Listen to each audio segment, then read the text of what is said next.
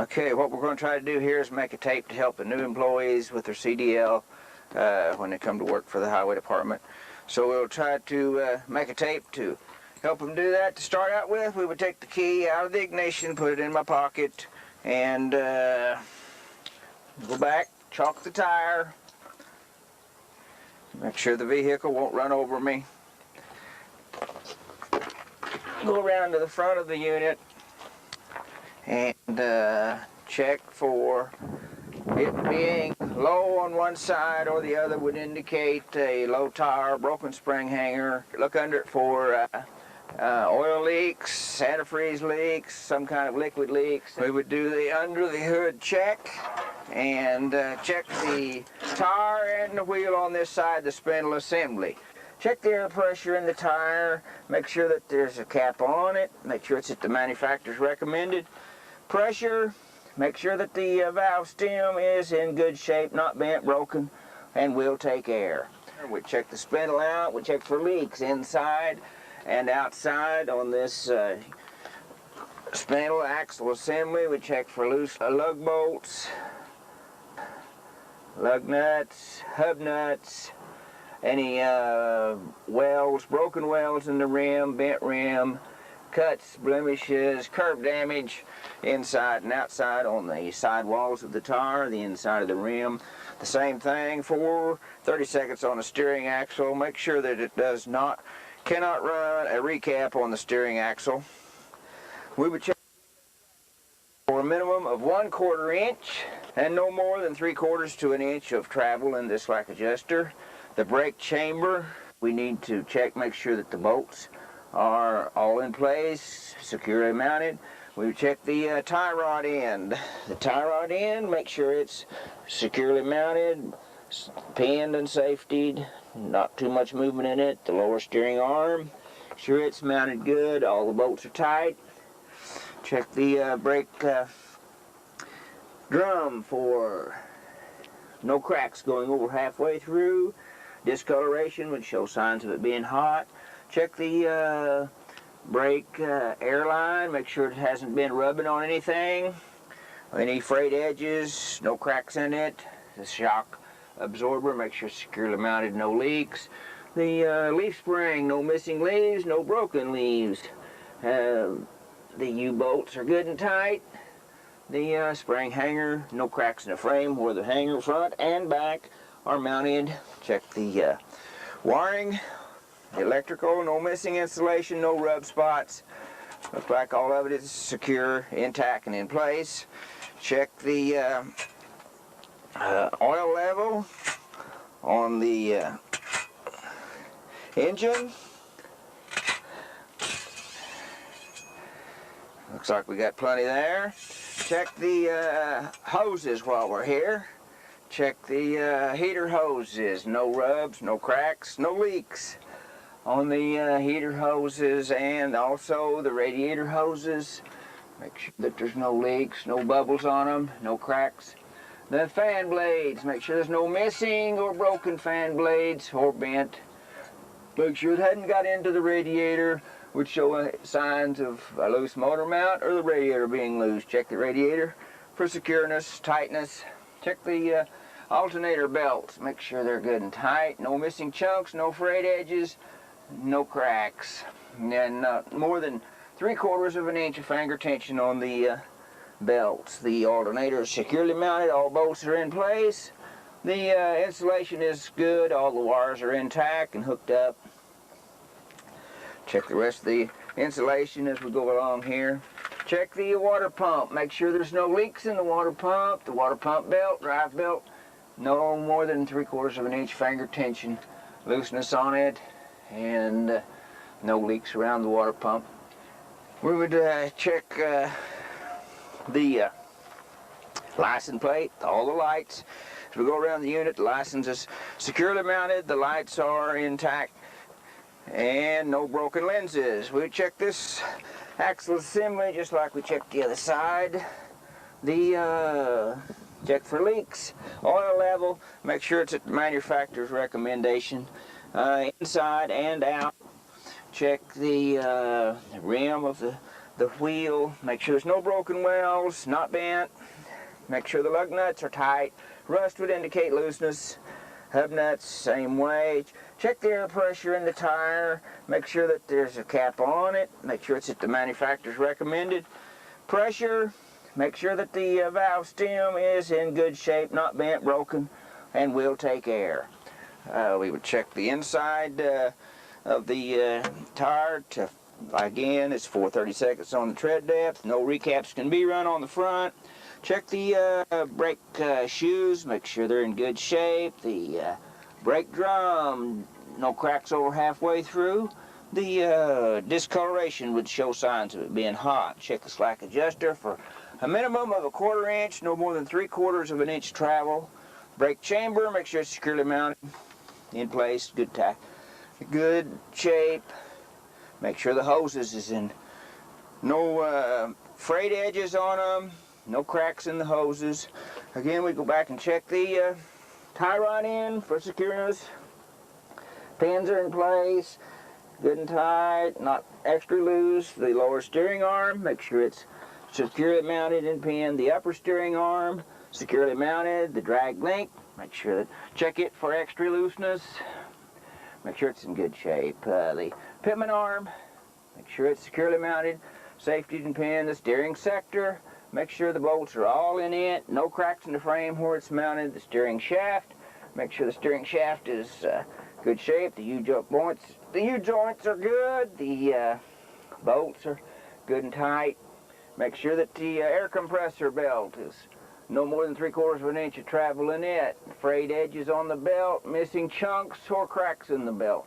Make sure it's securely mounted. All bolts are in place, good and solid. All lines going to it are in good shape, not frayed. No bubbles on them, no rub spots. Make sure that the fluid levels are in good shape. Got the radiator fluid, washer fluid, and we would check the windshield wiper, the condition of the blade for no missing chunks, that it is pliable, spring tension on the blade. Make sure that there is plenty of tension on each blade. Make sure we check the power steering fluid, which is at proper level. Check the radiator if it wasn't, when it was cold. Visually check it to make sure it's up to the top. Check the shock on this side and the springs as we did on the other side. The shock for looseness, leaks, the springs for broken, missing leaves, or a bad spring hanger. Make sure the hangers are not got no cracks in them and where they're mounted onto the frame, front and back. Move on down the truck, check our mirrors, our door, and make sure everything is securely mounted. The hinges are in good shape. The door will open and shut. Check our fuel tank. Make sure that we see in the fuel tank compare it to our gauge on the inside.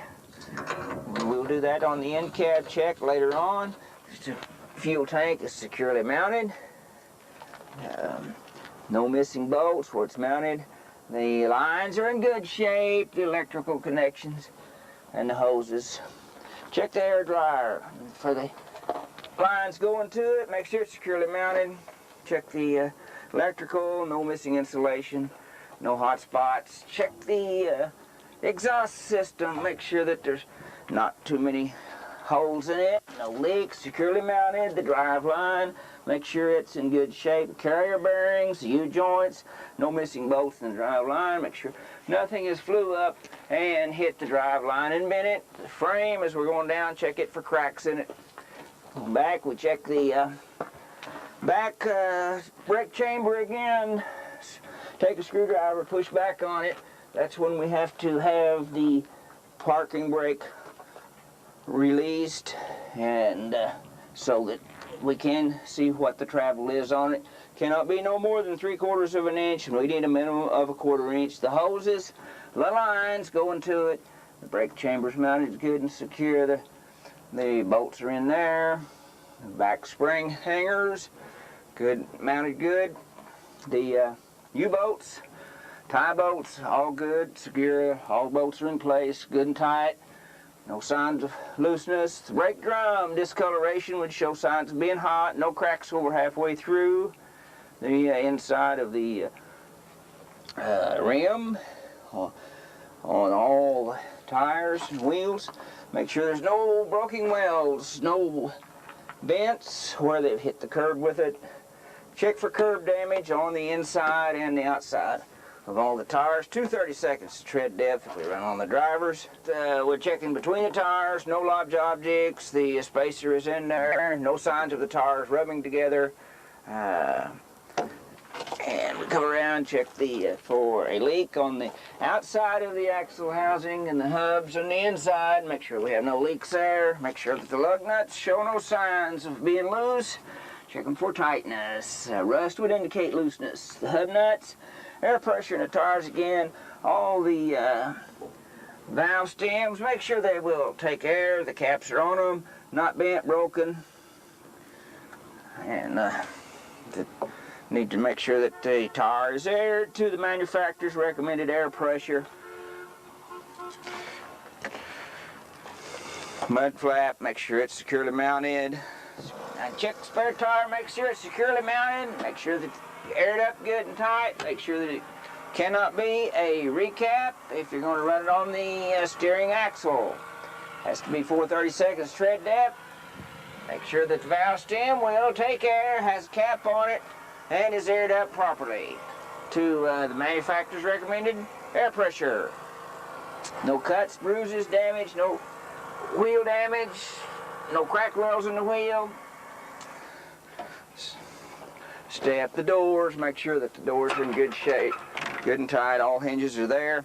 On the back, as if it was a fifth wheel, this is a pedal hitch. Make sure that the latch will latch, the latch will be safetied, and all bolts and the mounting is all secure, no missing bolts, no broken bolts, securely mounted on the front and the back of the hitch.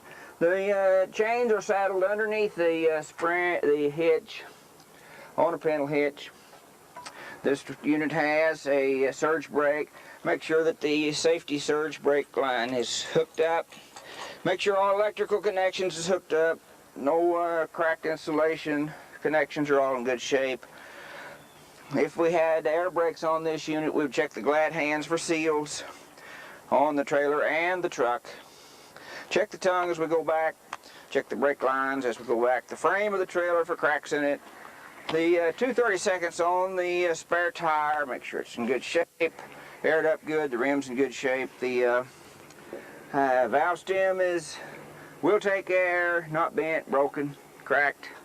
Make sure our landing gear will go up and down, and it is securely mounted, and the handle will go back into traveling position. Check our board, make sure it's securely mounted, no loose objects on the trailer.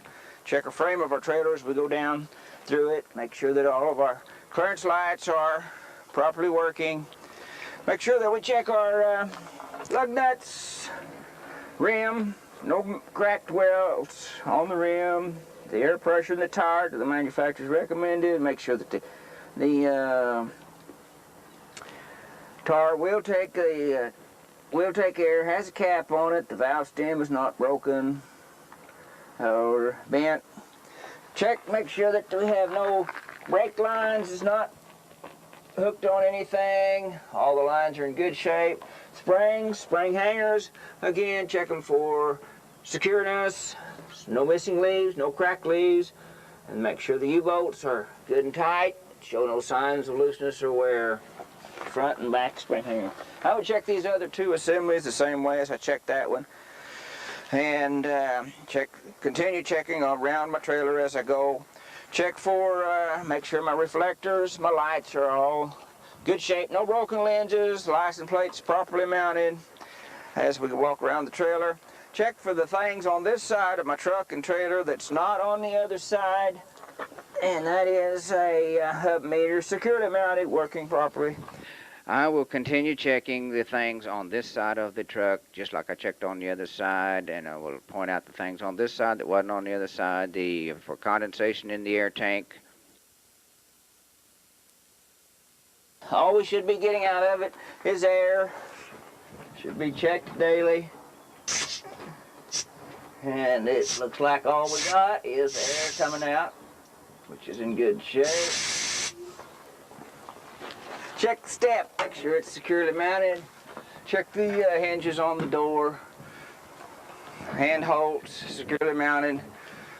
Everything's nice. Check the box, make sure it's in good shape. The triangles are in here, that it's mounted good, solid. Check the battery box carrying bracket. Make sure that no missing insulation on the battery cables. The batteries are mounted in there good and properly. And for head caps on it, make sure that the caps are in place. Make sure that have no signs of rubs or hot spots on the cables. The fuel tank, again, visually check it to make sure that it matches the gauges on the inside when we get in there doing the end cap. Make sure that our electrical connections show no signs of hot spots. All hoses properly mounted. The crossover hose is up, not dragging, securely tied up, and working properly. Doors, handles, mirrors, all properly mounted. All right, now then, Mr. Examiner or Miss Examiner, would you please help me check my lights?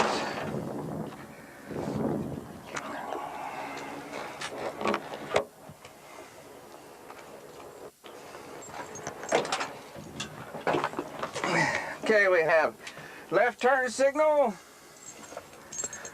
right turn signal, four-way flashers, headlights, high beam, low beam.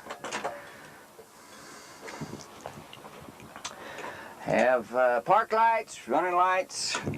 Now at the back of the unit, we would check the left turn signal, the right turn signal, the four-way flashers, the running lights, the brake lights, and the park lights. Okay, on our end cap, we would check to make sure that we have a seat that will go back and forth, lock into position, and make sure that our seat belt will latch and unlatch, let us in and out. Make sure our door will shut from the inside and open. Make sure that our window will roll up and down. Our gear shift, make sure it's securely mounted. All pedals, make sure that they're all not hanging or sticking. Make sure that we have a safety kit, which involves in 3 electrical fuses minimum, a properly charged fire extinguisher, and 3 triangles in the side that we found in our box over on the side of the truck. We check to make sure that our heater works, all phases, blows air conditioner, blows a defroster, heat blows down, defroster blows up, works on all phases, high, low, and intermediate. Make sure that our windshield wiper, 1-speed and 2-speed, the washers work. Now we would do our air brake check. Air brake check is we're going to hold it for 1 minute, make sure we have no more than a loss of 3 pounds on a single unit, 4 pounds on a combination vehicle. And that looks good, so we'll do an air brake rundown, and what we're looking for there is a warning buzzer to come on and a warning light to come on to tell us that we're losing our air pressure. Then we have a lockup will happen when we get down to about 30 pounds. There comes our buzzer on at about 60, so we have 30 pounds of air to lose before we have lockup to apply. So there our lockup has applied. Now we will start the engine and look for a recovery rate. While we're waiting for that recovery rate to happen, we will check our gauges. Our fuel gauges are what we've seen outside. Oil pressure is building. Temperature And the charging system working properly. It shows on the charge side. The tachometer works good. We check all of our indicator lights. Are green on our four-ways, green on the right turn, left turn. The high-low beam indicator is blue, working good. All other indicator lights should be red in color or amber in color. We would